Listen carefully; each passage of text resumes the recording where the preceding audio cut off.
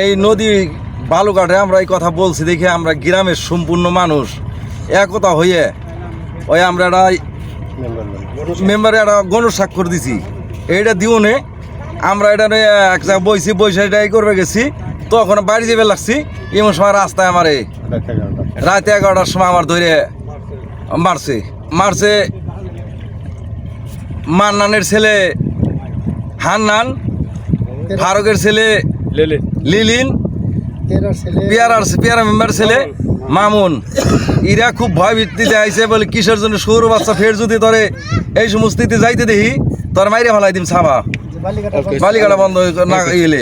আমার নাম সিরাজ নেতা। যে আমার এই ক্ষেত্রা এই গতবার জায়গা বসল, আর এইবারকার মাটি কাটার জন্যে আমরা হাতে সাইডে পাই ধরছি, তত ফিরে নাই। হ্যাঁ, হাতে যারা দেন আমার ক্ষেত্রে আপনারা দেখে যান কত দূর ভাঙিয়ে নিয়ে গেছে।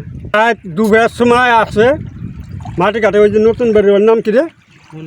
মনির, শামিন, জাহাঙ্গীর। আমার ক্ষেত ভাঙিয়ে নিয়েছে। তারপরে আমি বহুত অনুরোধ করছি, হাতে সাইডে পাই ধরছি। অবহাসমের আপনার কাছে এইটুকু অনুরোধ করি আমি, যে আমি সরকারের কাছে আমি এটা অনুরোধ করি আমার এই বিচারটা যেন দেয়। ভাঙিয়ে নিতেছে আমি আর লেবার দেই।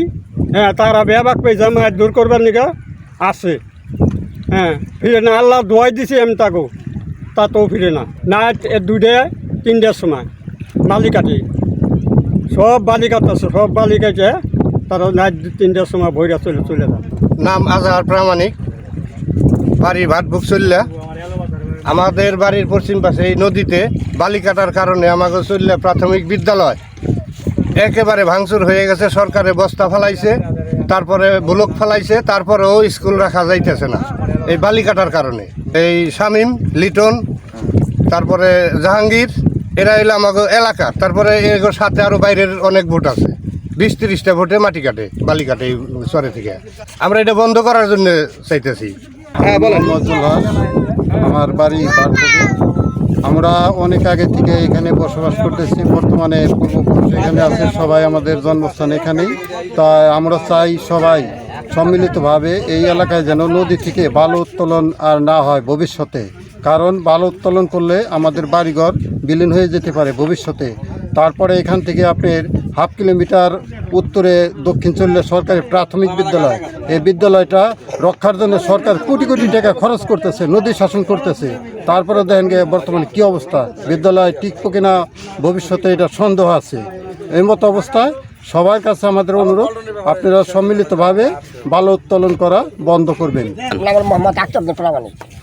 আমাদের গ্রামখন নদীতে ভাঙা 5টা ছড়ার ভাঙা দিয়েছে, নদীতে একটা বাড়ি 5টা ছড়ার ভাঙা দিয়েছে।